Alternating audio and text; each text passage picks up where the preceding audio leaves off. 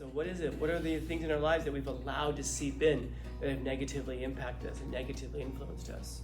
Because there are things, of course, that as adults we should recognize that are evil. We should be exposed to them because there is evil in the world, but particularly because we understand that the evil is always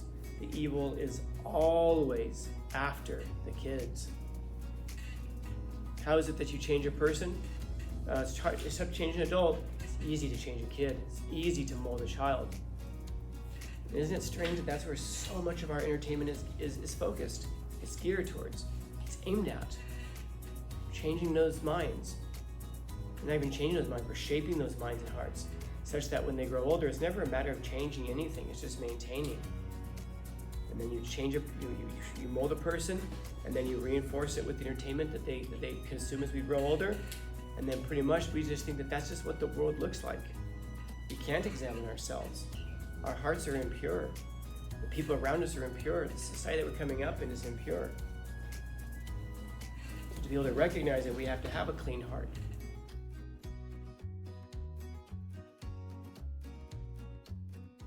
They most likely did. In other words, whoever we grew up under, there's a really good chance that they've imprinted their values and impressions onto us. I was talking last period about this where we came up with like family, friends, and Dora the Explorer. They had her on the list.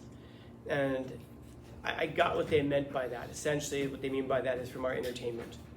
And so if I were to ask you where is it that we get our values from, sure, family, most of us know that. Most of us know that with our friends, we can kind of negotiate those values. But then also to understand how much of our value system also comes from the entertainment that we take in. And it's not a small part.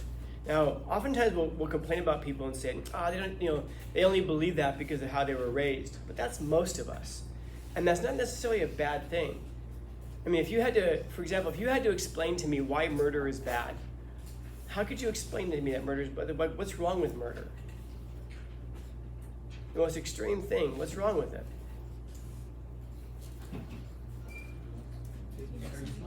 That's right, that's murder. So now we've defined what murder is, but what's wrong with it? Sure, you take somebody else's life, but what's so bad about that? So? Hurts the people that love him, but I wanted him dead. Makes me happy that they're dead. What's that? It wasn't their choice to die, right? They were murdered. Yeah. So what? They're probably innocent. So? Is anybody really innocent? I'll spare you. I would imagine that most of us in here, if not everybody, would have a really, really hard time explaining why murder is bad. And yet, when I ask you that question, most of you are just in there going like, wow, but of course it is. Why is he even asking us this? It's a silly question. If it's a silly, easy question, it should be really easy for you to explain it. And not to explain it to me in terms of, well, it's wrong. Yeah, but why? Because it hurts people. So what? Why is that so bad? We hurt people all the time, and we don't think anything of it. Well, because they didn't do anything wrong. So what? Most people who get hurt didn't do anything wrong. Why is that so bad? It becomes really difficult to explain why the most obvious things to us are bad. Why is it wrong to steal from people? Why is it wrong to lie? Why is it wrong to cheat? Why is it wrong to defame? Why is any of that stuff wrong? And as soon as we start using this language of good and evil and right and wrong, most of us really can't explain it outside of just, well, it just is, which should tell you that the value comes from either like our family, our upbringing, from our friends, or most insidiously from our entertainment, because it seeps into us without us even realizing it. I was talking to, last week I gave this example. Let's say that we're sitting in a bathtub. And I look at you and I say, oh, guess what? What? I just peed in the bathtub. Yeah. What would your reaction to that be? I wouldn't care. You wouldn't care? You would probably hopefully you'd get out. You shouldn't be in there in the first place, but if I told you that I peed in there, you'd probably jump out and run away, as you should, because I just peed in it with only a few gallons. How polluted is that water? Very, very, it's not much. Now, if we're in a pool together, and you're a few feet from me, I go, Oh, guess what? You just peed again, didn't you? Yeah, I did. Oh man, you're gross. And you might swim a few feet away from me, so there's like 7, 8 feet between us or whatever. But you understand that the body of water is so big that it's polluted, but it's not so bad. I mean, and let's say we go surfing, and as we're sitting on the boards, I tell you, oh, guess what? Let me guess, you just peed again. I did. You probably just sit there on the board and you just go, man, that's disgusting. You're always, every time you get in water, you're peeing. What are you, a 10th grader or something? Now, what's the difference between the ocean, the pool, and the bathtub? The water gradually gets bigger. What's that? The water gets bigger. Yeah, as the water gets bigger, then the amount of pollution is less because it's only like, one pint or whatever of pee versus, I don't know, 10 gallons of water, and then 1,000 gallons of water, and then trillions of gallons of water. So far, so good? Yes, no? Okay. Now, what's the point of it?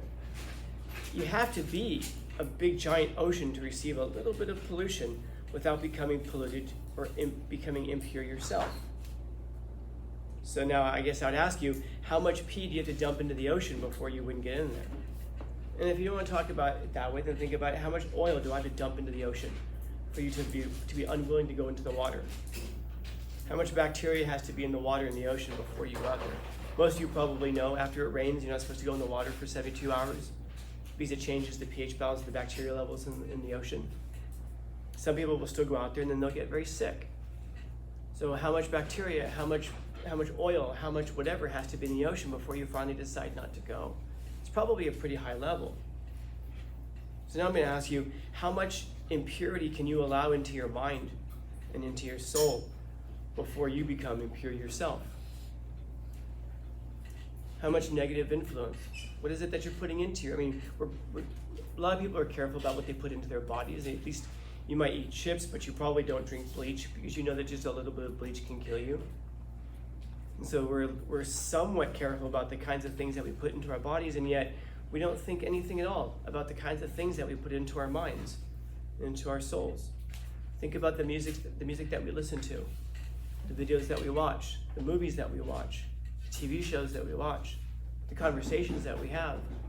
How often do we seek out things that are actually positive and uplifting? And I don't just mean like fun, because I guess think about it this way. If you had a son or a daughter who you cared very deeply about, would you want them to behave the way that you're hearing people behave in the music that you listen to? Would you be proud of your 10-year-old to see that? And if not, then you have to recognize you've allowed something really impure into you. And to sit there and say, but it doesn't affect me. You don't think it affects people? Genuinely. You have to recognize at some level it does, just like having just how much it affects you, I suppose, depends on how thick the oil slick is, how much pee is in there. But it does impact you, it does pollute you, at least just a little bit. So I guess I'd ask that question. How much pollution do you allow into you before it impacts you? How many years of depraved music and movies and TV shows and conversations and reels and TikToks, how many years, how many hundreds if not thousands of hours of this stuff do you allow into you before you finally start to recognize that, sure, your brain works, but it's difficult now for you to tell good from evil, to tell right from wrong, because the influence has been so pernicious because it gets masked as entertainment. And start thinking about the kinds of things that if you really did stop and think about it, would you want that for your sons or daughters? Would you want that for your children? Would you want that for people you care a lot about? It is a strange thing that there are things that we'll sit there and say, but that's for adults and then that's for kids. Okay, but what about all of that time in between? And what is it that makes it okay for adults but not for kids? I can't for the life of me understand why it is that people put plastic testicles on the back of their pickup trucks and drive around town. And we think nothing of that. Wait, people actually do that? Have you not seen those before? No. Wow. Maybe you've seen those things before. Yeah, I see them all over the place. Yeah. And yet, if you walk up to a kid and you go, look, plastic testicles, most of us would probably be rightfully upset about that. You can't do that to kids. You can drive down the street and let kids see it, but you can't actually just show it to kids. Well, what's the difference, man? Why is it okay in this circumstance and not in this other case? We recognize it's wrong in this case. So I guess the question is, what is it that's caused us to not be able to recognize that it's wrong in the other case of putting him on the back of a car? Most of us would recognize you shouldn't walk up to a little kid and use foul language, and yet we'll put things on the back of our cars and bumper stickers and things that that just express depraved ideas. We think nothing of it. Kids are going to see it. And then you'll think about how it is that people are going to defend that. Well, kids are going to see it eventually anyway. Yeah, kids are also going to hear about rape and murder. So should we expose them to that at a very early age as well? Now we're just explaining it away. Now we're just trying to justify it because we just simply say, I want to. And so I guess when we get to that word want, again, what is it? What's the impurity that we've allowed into ourselves such that that would be a want of ours? Why would we want to hang that from the back of a truck? Because it's funny. Yeah, but what's wrong with us such that we think that little kids seeing that is okay for the sake of a joke? I would suggest that there's been a lot of impurities that have seeped in, and we didn't notice it because it was masked as entertainment. And that's the most insidious thing of all. That's how you get truth across. Jokes, comedy. That's how you can tell truth. And oftentimes entertainment reveals the truth about us as well. That we're entertained by things that really shouldn't entertain us. These are things that we should probably recoil from. It's a horrible, ugly influence. But typically what it is just, no, but I like the beat. Or everybody else is listening to it.